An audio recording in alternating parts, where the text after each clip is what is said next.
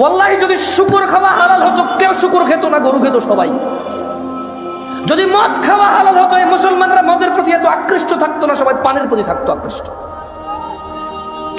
যদি সুদ আর ঘুষ খাওয়া হালাল হতো তাহলে আজকের যে মুসলমান আমার চোখের সামনে আসি আমরা আমার মনে হয় এরা কেউ সুদ আর ঘুষ খেত না।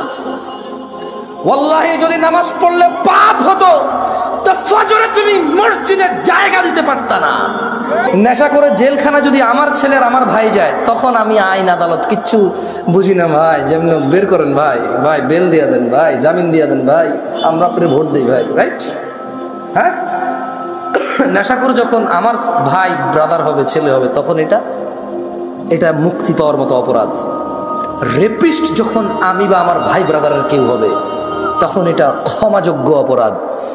রেপ যখন আমার পরিবারের কেউ যখন ভুক্তভোগী হবে তখন আমি বলবো এটা মৃত্যুদণ্ডের অপরাধ। এই হচ্ছে আমাদের মানুষদের চরিত্র। মানে ও আরেক বেটার মেয়েকে নিয়ে পালায় গেছে, বলো যে শ্বশুর মেনে নিলে তো হয়, কিন্তু ওর বোনকে নিয়ে আরেকজন পালায় গেছে, বলো যে ওর ঘরে জায়গা দিব না। কয়টা? একটা অপরাধ যখন আমার হয় তখন এটা সহনশীল, একটা অপরাধ যখন আমার সামনের লোকে করে তখন এটা মৃত্যুদণ্ডের মতো অপরাধ না? আয়োগ যখন মোবাইল চুরি হয় আল্লাহর কাছে চোর হেদায়েত চায়, তো গান বাজনা কি হারাম নাকি হারাম না? তো নিজের জন্য তো সে চাইলো না, সেও তো হারাম কাজে লিপ্ত। ওপেন প্রকাশ্যে আল্লাহকে মাফ করুক, হেদায়েত দিকে আমিন। অবাক লাগে যখন সিনেমার নায়ক নায়িকারা বলে যে ইনশাআল্লাহ এই সিনেমা চলবে, অনেক বেশি মানুষ দেখবে। আল্লাহ নাকি চাইবে ওর সিনেমা দেখুক। ইনশাআল্লাহ মানে আল্লাহ চাইলে, ইনশাআল্লাহ মানে আল্লাহ যেটা চায় না এটা তো 1450 বছর আগে বলে দিয়েছে রে ভাই, আমি এটা চাই না। আস্তাগফিরুল্লাহ আযীম, আউযু বিল্লাহি মিনাশ শাইতানির রাজীম। 1450 বছর আগে আল্লাহ বলে দিয়েছে না যে আমি এটা চাই না। কোথায় বলছে? বলবো? আল্লাহ বলছে কুল, ও মুহাম্মদ সাল্লাল্লাহু আলাইহি সাল্লাম বলে দেন। কাকে বলবে বলেন তো? কাকে বলবে? আমাদের বলবে। ইন্নামা হাররামা রাব্বিয়াল ফাওয়াহিশ, মুহাম্মদ সাল্লাল্লাহু আলাইহি ওয়াসাল্লাম বলে দিন আপনার উম্মতদের, বলে দিন এই পৃথিবীবাসীকে, ইন্নামা হাররামা রাব্বি, নিশ্চয় আমার প্রতিপালক নিষিদ্ধ করেছে, হারাম করেছে, আল ফাওয়াহিশ, অশ্লীলতাকে, মা যাহারা মিনহা ওয়া মা বাতন, যে নোংরামো প্রকাশ্যে হয় আর যে নোংরামো গোপনে হয়। গান বাজনা কি গোপন হয় না প্রকাশ্যে হয়? গায়ে হলুদ গোপনে না প্রকাশ্যে? গায়ে হলুদ গোপনে না প্রকাশ্যে? এইখানে তাল তোলা, আম তোলা, জাম তোলার যে কর্নারের চায়ের দোকানে যে সিনেমার আইটেম সং লাগায় রাখে, প্রকাশ্যে না গোপনে? ট্যাক্সি ড্রাইভার, সিএনজি চালক একটা ডেস্কের মধ্যে গান বাজনা নাচ লাগায় রাখছে, প্রকাশ্যে না গোপনে? ঘরের ভিতরে বাপ মা, ছেলে মেয়ে, নাতি নাতনি, ভাতিজা সবাই মিলে ড্রয়িং রুমে বিশাল বড় 52 ইঞ্চি টিভি লাগায় রাখছে, হিন্দি সিরিয়াল চলে, প্রকাশ্যে না গোপনে? তো 1450 বছর আগে আমাদের রব বলেছে, বলে দিন সিগারেট যে খায় প্রকাশ্যে না গোপনে? সিগারেট কি গোপনে না প্রকাশ্যে খায়? দাড়ি কি প্রকাশ্যে কাটে না গোপনে কাটে? দাড়ি কি প্রকাশ্যে কাটে না গোপনে কাটে? দাড়ি কি প্রকাশ্যে কাটে না গোপনে কাটে? টাকনুর নিচে প্যান্ট কি প্রকাশ্যে না গোপনে? টাকনুর নিচে প্যান্ট কি প্রকাশ্যে না গোপনে? ওই যে মহিলা এইভাবে খালি গায়ে হাঁটে, প্রকাশ্যে না গোপনে? এই যে পুরুষ, ওকে আল্লাহ নিষেধ করছে ওর দিকে তাকায়ও না, এই যে পুরুষ আল্লাহর নিষেধাজ্ঞা ভঙ্গ করে মহিলার দিকে তাকাই থাকে আর ওর চোখে মুখে শুধু ওই মহিলার কল্পনা আঁকে, প্রকাশ্যে না গোপনে? তো গোপনে কোনটা? গোপনে আপাতত আজকাল বেশিরভাগই এখানে। গোপনে আজকাল বেশিরভাগ কোথায়? এইখানে ডিভাইসে। কোথায়? ডিভাইসে, এনি কাইন্ড অফ ইলেকট্রনিক্স ডিভাইসে আজকাল গোপনে। আল্লাহ আমাদেরকে আশ্রয় দিক, আমাকে আশ্রয় দিক। এটা চালাতে জানাটাই ভুল। মানে যে লোকটা চালাতে শিখছে এটা হচ্ছে ভুল করছে, আমি পার্সোনালি ফিল করি। যদি ওর চাকরি না হয় এটাতে, কি না হয় ওর, যদি ওর চাকরি না হয় এটাতে, যদি ওর বিজনেস, ব্যবসা, কাজ কর্ম, যদি এটা তার কোনো মানে নলেজ গেদারিংয়ে যদি কাজে না আসে, তাহলে সে যে চালাইছে এটা শিখছে, সে ভুল করছে। প্রয়োজন হওয়া উচিত। কি হওয়া উচিত? শখ হওয়া উচিত না, এইটা প্রয়োজন হওয়া উচিত। এটা স্ট্যাটাস হওয়া উচিত না যে আইফোন স্ট্যাটাস, এই স্যামসাং গ্যালাক্সি নোট স্ট্যাটাস, ওই গুগল ফোন স্ট্যাটাস, হ্যাঁ, এটা স্ট্যাটাস হওয়া উচিত না, এটা প্রয়োজন হওয়া উচিত। কি হওয়া উচিত? প্রয়োজন হওয়া উচিত। আল্লাহ আমাদেরকে বোঝার তৌফিক দান করুন। এই ক্যামেরাওয়ালাদের প্রতি আমার খুব মায়া লাগে। কেন মায়া লাগে? এদেশের কোনো গায়কের যখন কোনো কিছু চুরি হয়, গায়ক ফেসবুকে স্ট্যাটাস দেয়, থানায় গিয়ে মামলা করে, পাড়া প্রতিবেশীর সাথে আফসোস করে।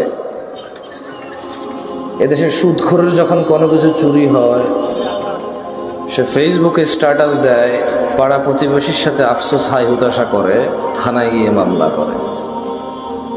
মামলা মোকদ্দমা সবই ঠিক আছে, কিন্তু সে হাই হতাশ করে আর বলে, আল্লাহ তুমি চোরকে হেদায়েত দাও, সে আমার কত বড় ক্ষতি করছে। মোবাইলে কতগুলো নাম্বার ছিল, মোবাইলে কি ছিল? ও কিন্তু সুদ খায়।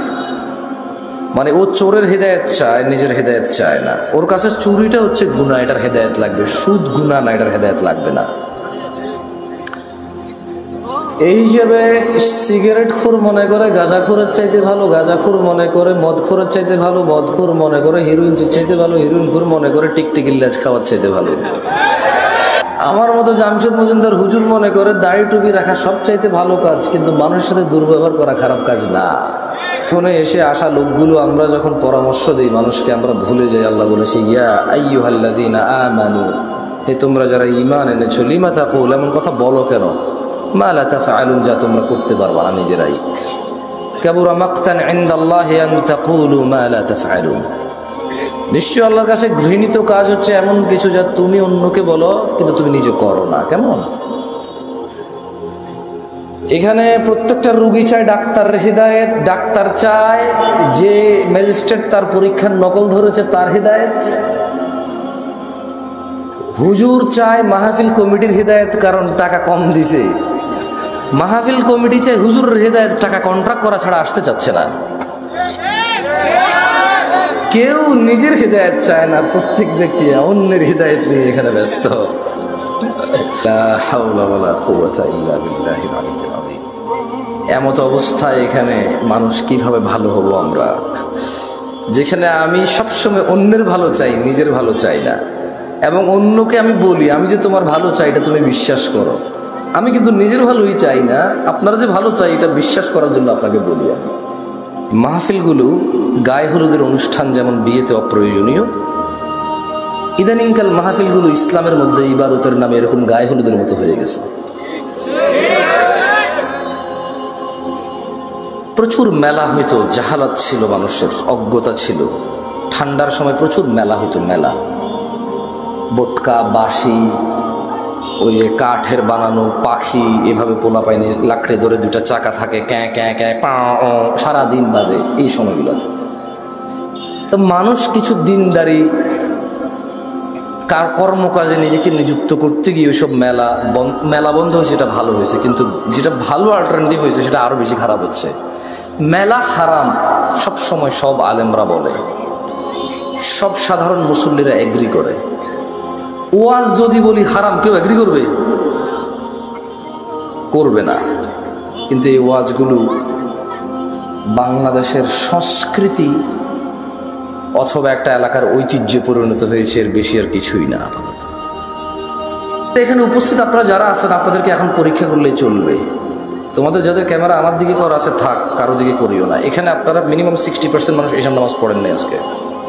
না না না না, আপনারা বিশ্বাস করি না তো ভাই। ফজরে আমি যাই তো দেখি কয়জন, কারণ বাইনানা ওয়া বাইনাল মুনাফিকিন, আল্লাহ নবী একজন সাহাবী বলছে যে নিশ্চয়ই আমাদের এবং মুনাফিকদের মধ্যে পার্থক্য কি? শুহুদুল ইশা ওয়াস সুবহ লা ইস্তাতিউনাহুমা, মুনাফিকরা ফজরে আর ইশার নামাজ পড়তে পারে না। কেন? বহুত কষ্ট হয়ে যায় ওদের। আপনাদের মনে মুনাফিক বলছি না? আমার আবার মুখ খারাপ ভাই, সবকিছু নিজের উপরে নিয়ে নেন আপনারা। আমাকে এখানে আনছেন কথা বলার জন্য, আমি কথা বলবো, বুঝছেন? আমার সব কথা ধরা লাগবে না, কিছু উদাহরণ উদ্ধৃতি দেই, হয়তো অপ্রাসঙ্গিক হয়ে যেতে পারে, যেটা আমি মানুষ। যতক্ষণ আমি কোরআন পড়ে অনুবাদ করব ততক্ষণ ঠিক আছে, হাদিস পড়ে অনুবাদ করব ততক্ষণ ঠিক আছে। যখন আমি এগুলোকে আরো বেশি এক্সপ্লেন করার জন্য উদাহরণ উদ্ধৃতি দিব, তখন হয়তো কিছু ইররিলেভেন্ট কথা হয়ে যেতে পারে, ওগুলো আপনি না নিলেও চলবে। কেমন? আল্লাহ আমাদেরকে বুঝার তৌফিক দান করুন। এইখানে আপনারা কি এই এলাকার মান ইজ্জত বাঁচাইতে আসছেন নাকি জান্নাতের পথ সহজ করতে আসছেন?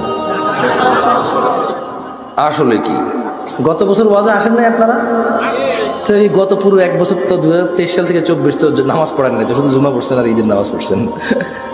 এই আমি মিশাও তা করি, ভুল বলতেছি আমি? এর আগের বছর ওয়াজে আসেন নাই, এখনো 2টা সূরা পারেন না। তো আমি যদি এখন 40 বছর কাউকে এখানে দাঁড় করাই, তার জীবনে সে 20 বছর ওয়াজ শুনছে, এরকম সে বলতে মিনিমাম 20 বছর সে শুনছে, মানে এরকম উপস্থিত হয়েছে মিনিমাম। কিন্তু এই 20 বছর ওয়াজ শুনে সে এখনো একটা সূরা মুখস্থ করতে পারে নাই, মানে এই ওয়াজ থেকে সে কিছু নিতে পারে নাই। আগামী 200 বছর যদি এই লোক ওয়াজ শুনুক কিচ্ছু হবে না। কুফুরির মধ্যে পার্থক্য হচ্ছে নামাজ ছেড়ে দেওয়া। তো কাফের আর মুসলমানের তো বিয়ে টেকে না। বাইনাল আবদি ওয়া বাইনাশ শিরকি ওয়াল কুফর তারকুস সালাহ। বান্দা শিরিক আর কুফুরের মধ্যে পার্থক্য হচ্ছে নামাজ ত্যাগ করা। তো বেনামাজি নামাজি যদি বউ জামাই হয়, টিকবে না, তো থাকবে না এই সংসার। খুব সিম্পল লজিক। আপনি যেদিন হাদিসকে এভাবে দেখবেন, ওই দিন আপনি মানুষ হতে পারবেন। আদারওয়াইজ ওয়াজ শুনতে পারবেন, জুমায় যেতে পারবেন, খুতবা শুনতে পারবেন, কিচ্ছু হবে না। এই ভাই শোনেন, এই দিন নাই এখন আর, এগুলো থেকে বের হন। মানে আপনি, আপনার বাপ মারা যাবে, আমি যে আপনার আব্বারে জান্নাতে পৌঁছে দিব কোরআন তেলাওয়াত করে, হ্যাঁ, বছর একবার মনে করবেন আমার দাওয়াত খাওয়ায় 500 টাকা যাবে দিবেন, আর আপনার আব্বার খুব উপকার করে ফেলতে পারবো আমি আমার জায়গা থেকে। এগুলো থেকে বের হন। এই ভ্রান্ত ধারণা। কি ধারণা? না না, আমি আপনার জন্য দোয়া করলে কিছু হবে না তা আমি বলতেছি না, বাট আপনি যে সিস্টেমের তারতিব সেটিং করে রাখছেন, যে স্ট্রাকচার দাঁড় করেছেন যে this is the only way, আপনার বাপের জন্য আমি হচ্ছি ওয়ে, এটা ঠিক না। এই ভ্রান্ত ধারণা থেকে বের হতে হবে। কেমন দেখেন, আন আবি হুরায়রা রাদিয়াল্লাহু আনহু, আবু হুরায়রা রাদিয়াল্লাহু আনহু থেকে বর্ণিত, তিনি বলেন ক্বালা রাসূলুল্লাহ সাল্লাল্লাহু আলাইহি ওয়াসাল্লাম, আল্লাহর রাসূল সাল্লাল্লাহু আলাইহি ওয়াসাল্লাম বলেছে, মান সালাকা তরিকান ইয়ালতামিসু ফীহি ইলমা, যে ব্যক্তি জ্ঞান অর্জনের জন্য পথ চলতে শুরু করলো, সাহালাল্লাহু লাহু তরিকান ইলাল জান্নাহ, আল্লাহ তার জন্য জান্নাতের পথকে সহজ করে দেবে। মাহফিলে আসা যদি জ্ঞান অর্জনের উদ্দেশ্য হয়, তাহলে যে জান্নাতে যেতে পুলসিরাত পার হইতে হয়, সেই জান্নাতের পুলসিরাত সহজ হবে ইনশাআল্লাহ।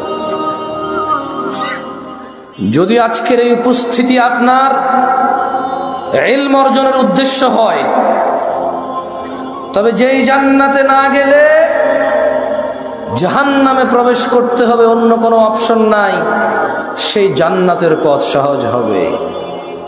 যদি আজকের এই মাহফিল থেকে ইলম অর্জন করে নিয়ে যান, তবে আল্লাহ যে কঠোর দণ্ডের কথা বলেছে, মহাশাস্তির কথা বলেছে, সেখান থেকে মুক্তি পেয়ে যে জান্নাতে মানুষ প্রবেশ করবে, আল্লাহর সন্তুষ্টি নিয়ে আল্লাহর জান্নাতে যাবে, এখান থেকে জ্ঞান অর্জন করে গেলে সে জান্নাত সহজ হবে।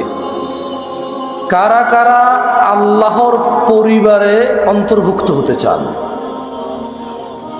আল্লাহ তাআলা কবুল করুন। কেমনে হবেন না শিখে?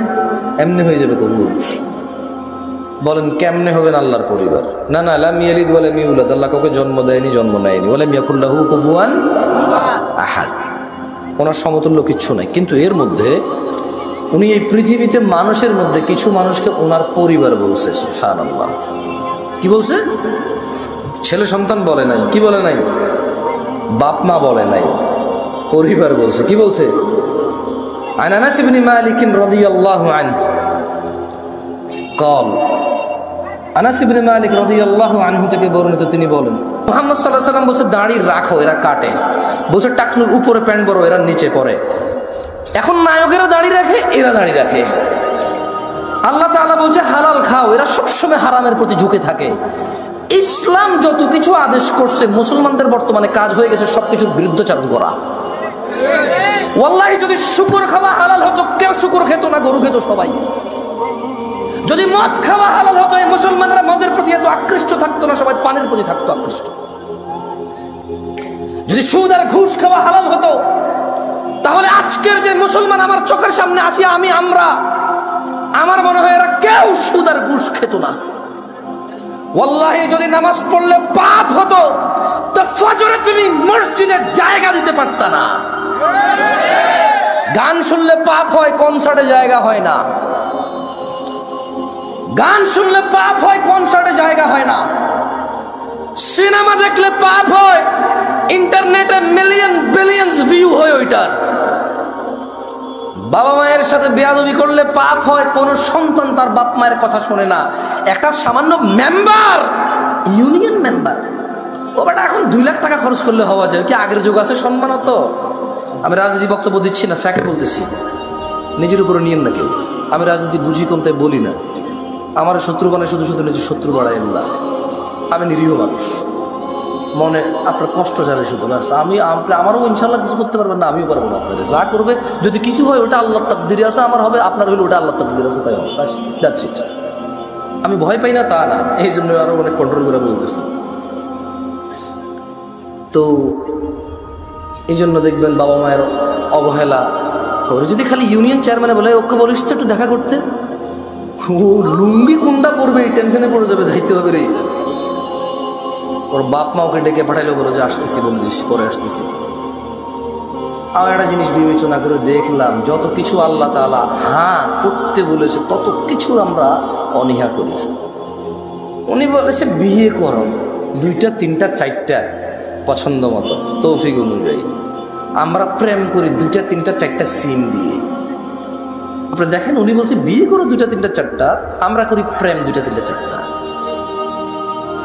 উনি বলেছে, মুহাম্মদ সাল্লাল্লাহু আলাইহি ওয়াসাল্লাম বলছে তোমরা বেশি বেশি বাচ্চা কাচ্চা নাও, তাহলে আমার উম্মত ভারী হবে কিয়ামত, আমি বিশাল এক জনসমুদ্র নিয়ে ইনশাআল্লাহ জান্নাতে প্রবেশ করব।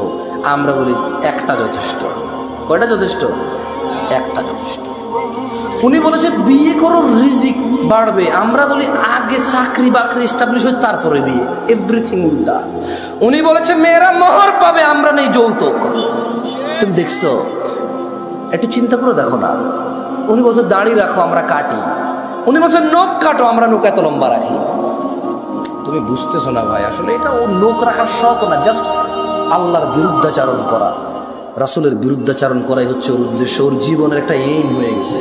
এই যে এখানে দাড়ি কাটা মানুষগুলো বসে আছে, ওর যদি বলা হয় এই দাড়ি যদি তুই না কাটিস ভাই তোর কি লস, একটা লস দেখাইতে পারবে না। কয়টা লস দেখাইতে পারবে না? একটা সিঙ্গেল লস দেখাইতে পারবে না। ওর যদি সাইন্টিফিকলি ডাক্তার, আমি তো ডাক্তার না, তবে এখন সাইন্টিফিকলি ডাক্তাররা যে দাড়ি কাটার কতগুলা ক্ষতি, আমি একটা আর্টিকেল পড়তেছিলাম, 17টা ক্ষতি আছে দাড়ি কাটার। কয়টা ক্ষতি? এর মধ্যে হরমোন কমে যায়। কি কমে যায়? মানে বাচ্চা কাচ্চা হওয়ার চান্সেস কমে যাবে, কারণ দাড়ি থেকে নাকি, দাড়ি যেটা থেকে ওঠে, মানে দাড়ির যে গোড়াটা দেখছেন সাদা সাদা থাকে না, ওটা নাকি মানুষের হরমোন গ্রোথ ভালো রাখে, মানুষের স্কিন ডিজিজে অনেক হেল্প করে দাঁড়িয়ে। সুবহানাল্লাহ। আমরা তো এত কিছু মনে করে রাখি না, সুন্নাহ হিসেবে রাখি। আলহামদুলিল্লাহ। কি হিসেবে রাখি?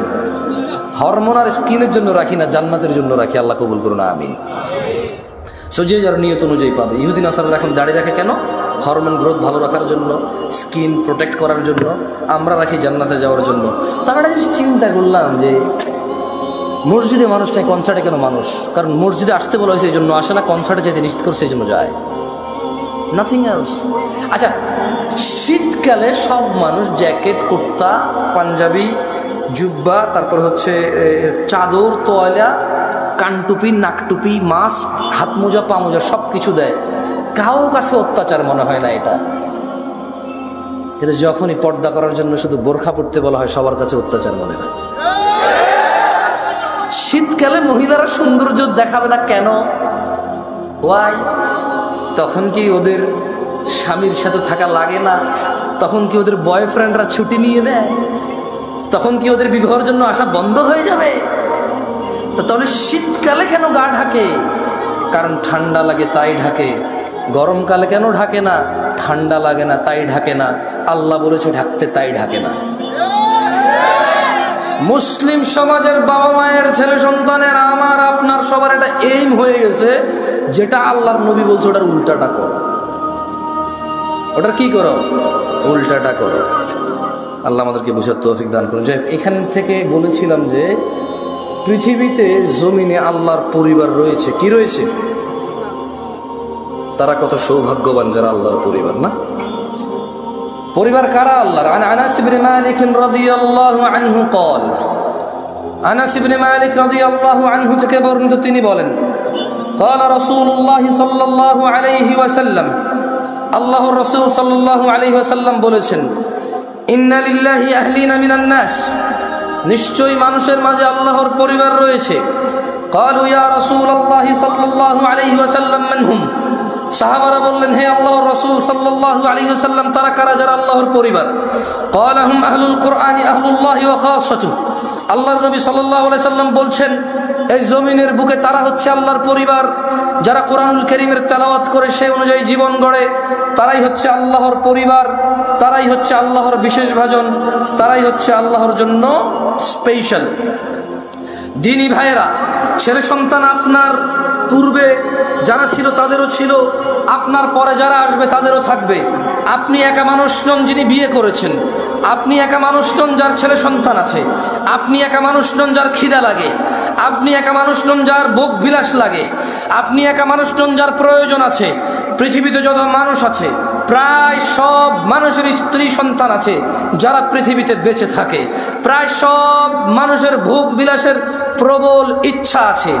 যত মানুষ আছে সবার খিদা লাগে, সবাই খেতে হয়, কেউ কিছু খায় কেউ কিছু খায়, কেউ এটা খায় কেউ সেটা খায়, কিন্তু খেতে হয়। ছেলে সন্তান এমন কিছু নয় যা আপনি প্রথম মানব, আপনার হয়েছে আর কারো নাই। দেখেন, আপনার দাদার ছিল আপনার বাবা, আপনার বাবার আছেন আপনি, আপনার আছে আপনার সন্তান আব্দুল্লাহ, আব্দুর রহমান, আব্দুল সত্তার, আয়েশা, আসমা, আদিবা, আপনার মেয়ে আছে, ছেলে আছে, এরকম আপনার ছেলে মেয়েরও ছেলে মেয়ে থাকবে, তার ছেলে মেয়ের তার ছেলে মেয়ে থাকবে, আপনার ঘর আছে তার ঘর লাগবে, আপনার জমি আছে তার জমি লাগবে। কিন্তু দিনী ভাইয়েরা, ভুলে গেলে চলবে না। ক্বাল আল্লাহু তাআলা, আল্লাহ তাআলা বলেছে, ইয়া আইয়ুহাল্লাযীনা আমানু, হে তোমরা যারা ঈমান এনেছো, লা তুলহিকুম আমওয়ালুকুম ওয়ালা আওলাদুকুম আন যিকরিল্লাহ, তোমরা তোমাদের ধন সম্পদ ছেলে সন্তানের মোহে পড়ে আল্লাহর জিকিরকে ভুলে যেও না। ওয়া মান ইয়াফআল যালিক, শুধু সন্তান সন্ততি। ইয়া নাস ইত্তাকু রাব্বাকুম, হে লোক সকল, তোমাদের প্রতিপালককে ভয় করো। ওয়া মান ইয়াফআল যালিক, আর যে ব্যক্তি আল্লাহর জিকিরকে ভুলে যাবে সন্তান আর সম্পদের মোহে, ফাউলাইকা হুমুল খাসিরুন, যদি আজকের দিনে পৃথিবীর 1000 কোটি মানুষ আছে, আজকের দিনে গণনায় কম বেশি হতে পারে, যারা পরিসংখ্যান করে এটা তাদের কথা, 1000 কোটি মানুষও যদি সন্তান সন্ততি আর সম্পদের মোহে আল্লাহকে ভুলে যায়, আল্লাহ বলছে ফাউলাইকা হুমুল খাসিরুন, সবাই ক্ষতিগ্রস্ত, ধ্বংস হবে। ইয়ানাসিন্নামা আমওয়ালুকুম ওয়া আওলাদুকুম ফিতনাহ, নিশ্চয়ই তোমাদের সন্তান সম্পদ তোমাদের জন্য পরীক্ষা কেবল। ওয়াল্লাহু ইনদাহু আজরুন আযীম, আর আল্লাহর কাছে যা রয়েছে তা হচ্ছে উত্তম ও মহাপুরস্কার। মানুষরা, তুমি একাই বাপ নাকি? তুমি একাই মা নাকি? তোমার একারই বাড়ি গাড়ি লাগবে নাকি? এই পৃথিবীতে যত মানুষ তোমার আগে ছিল সবার লাগতো, তোমার পরে যারা আসবে সবার লাগবে। সো এটা এমন কিছু না যেটা তোমার একজনের লাগবে, খুব একটা ইউনিক চিন্তা, তোমার চাহিদা খুব ইউনিক, এটা এরকম কিছু না। বাড়ি গাড়ি ধন সম্পদ, আমি মোটেও বলছি না বাড়ি গাড়ি ধন সম্পদ খারাপ, আমি বলছি শুধু এগুলোর পিছনে পড়ে থেকে আল্লাহকে ভুলে যাওয়া খারাপ। আমি বলছি না, আল্লাহ বলছে, আল্লাহু ইয়াবসুতুর রিজক লিমান ইয়াশা ওয়া ইয়াকদির, আল্লাহু ইয়াবসুতুর রিজক লিমান ইয়াশা ওয়া ইয়াকদির وفرحوا بالحياة الدنيا وما الحياة الدنيا في الآخرة إلا متاع, আল্লাহ রিজিক সম্প্রসারিত করেন, যার জন্য ইচ্ছা তা বাড়িয়ে দেন, যার জন্য ইচ্ছা তা কমিয়ে দেন। তারা যারা পার্থিব জীবনকে আনন্দে, তারা যারা দুনিয়ার জীবনের আনন্দে মেতে থেকে আখিরাতকে তুচ্ছ তাচ্ছিল্য করে, আখিরাতের তুলনায় তারা অতি নগণ্য বস্তুকে তারা পছন্দ করে বসে আছে। আফা হাসিবতুম আন্নামা খালাকনাকুম আবাসা ওয়া আন্নাকুম ইলাইনা লা তুরজাউন, আল্লাহ বলছে, তোমরা কি মনে করেছিলে যে আমরা তোমাদের মানুষ আর জিনকে অনর্থক সৃষ্টি করেছি আর তোমাদেরকে আমাদের কাছে ফিরিয়ে আনা হবে না? ইকতারাবা লিন্নাস ইয়া নাস ইত্তাকু রাব্বাকুম, ইয়া নাস ইত্তাকু রাব্বাকুম, ও মহিলা ও পুরুষরা, ভয় করো তোমাদের প্রতিপালককে। ও ধনী ও দরিদ্ররা, ভয় করো তোমাদের প্রতিপালককে। ও সুস্থ অসুস্থরা, ভয় করো তোমাদের প্রতিপালককে। ইকতারাবা লিন্নাস হিসাবুহুম ওয়া হুম ফি গাফলাতিন মুরিদুন, মানুষের হিসাব নিকেশের সময় চলে আসছে।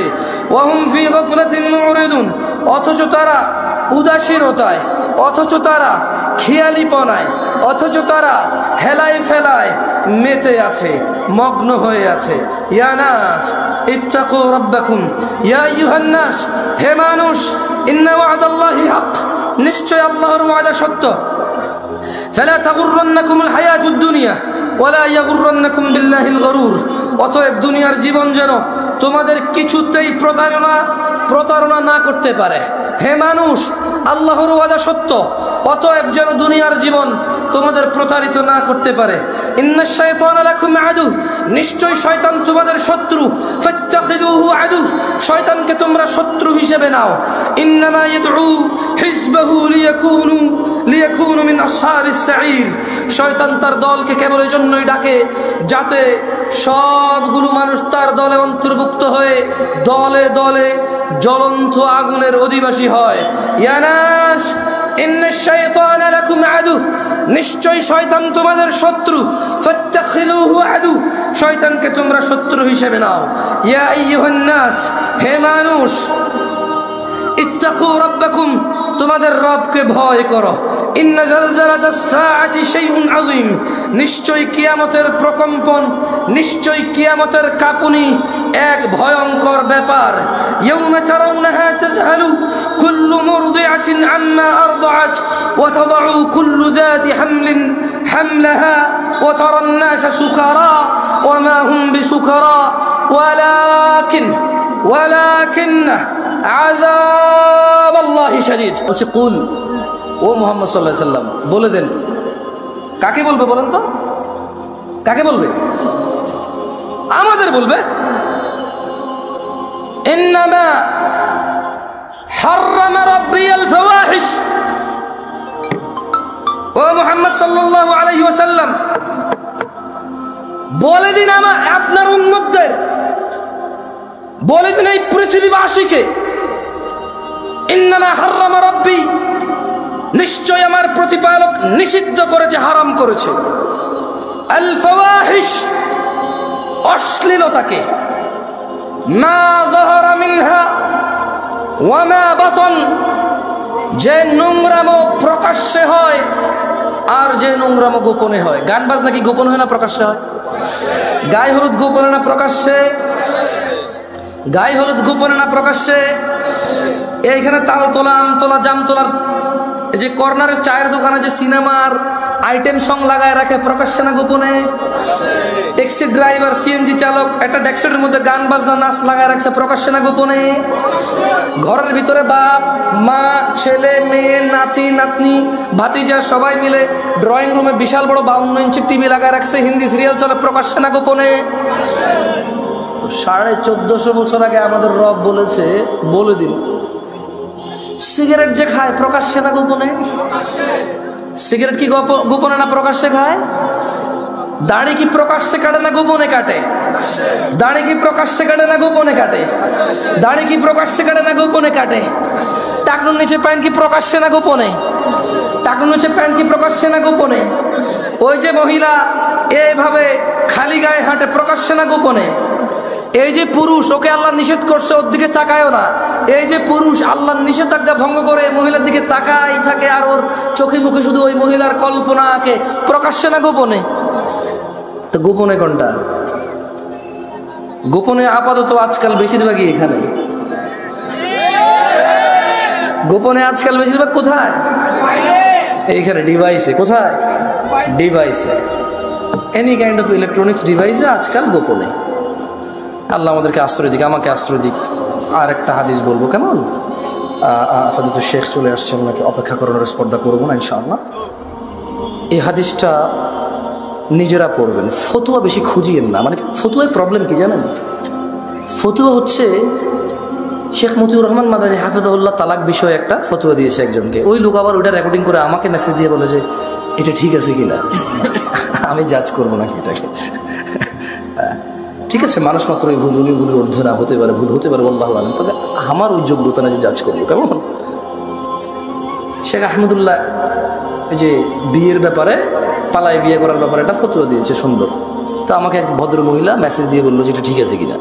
আমি বললাম হ্যালো আহমদুল্লাহ সাহেব, উনি বক্তব্য দেয় আকিদাগত মাসলা মাসাইল বিষয়ে অনেক কিছুতে দ্বিমত থাকবে আমাদের, কিন্তু আসলে কিন্তু মানে আমি জামশেদ মজুমদারের জায়গায় ওনাকে জাজ করা কঠিন আমার জন্য, উনি অনেক জ্ঞান রাখে।